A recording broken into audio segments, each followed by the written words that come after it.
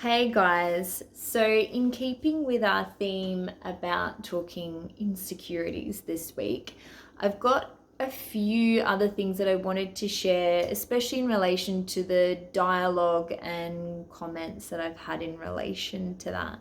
So, with touching a little bit more on insecurities, I want to remind you that insecurities are so unique.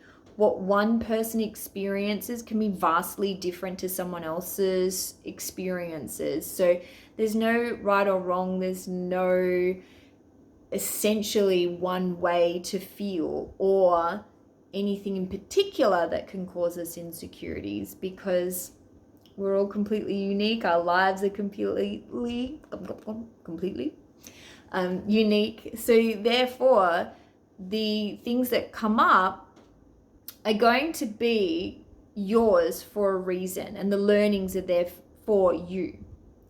So essentially, some of the reasons that insecurities can come up is we've had experiences in our life where we've been told we weren't good enough or treated like we weren't good enough. Or on the flip side, we've been told or treated as if we were too much. Being who you are is too much. And therefore, we can experience abandoning ourself and our true authentic self in order to try and fit in order to feel safe, in order to attempt to connect. And we can look at like tribal aspects and whatnot, but we don't really need to go into that. Essentially, insecurities can come up because we don't feel safe or able to be our full self. So it can cause internal distress.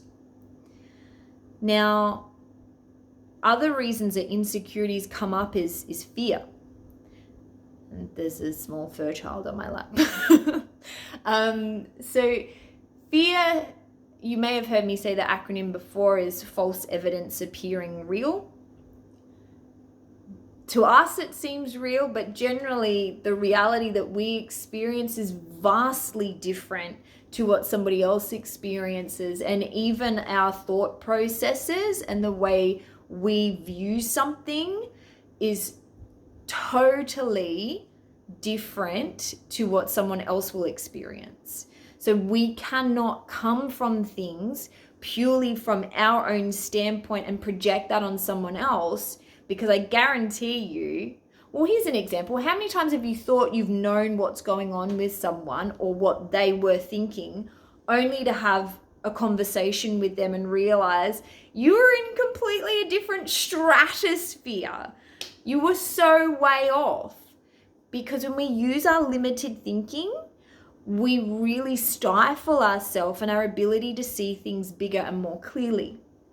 We need to come from a heart space, come from a soul space to really be our full, authentic self and not be limited by fears of being too much or fears of not being enough or whatever insecurity is running through us, and not allowing our perception to be the only perception, because there's so many ways you can view anything.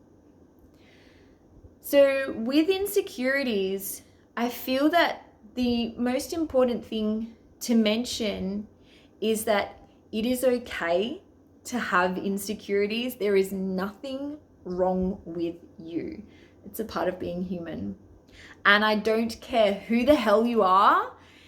You can be the big CEO of some big magical company with all the money in the world, with all of the things or whatever else that's supposedly meant to make you happy and fulfilled, and still have insecurities. Every single person on the planet has stuff to work through, and that's a part of our journey of growth, of learning, of our own evolution within ourselves, in our own life. So I'd love to check back in with you, and not necessarily for you to share insecurities, because that can be quite a personal thing and quite a daunting, maybe can be a a big deal to share your insecurities because it's quite a vulnerable thing to do. If you want to, please feel free to. But I'm more curious as to when you experience insecurities, how does it make you feel? Does it give you an opportunity to witness and self-explore?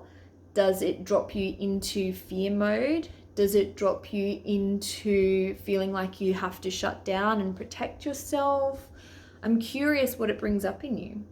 So comment in or message me, and then we can chat a little bit more about this in more detail. Have a fantastic day, guys.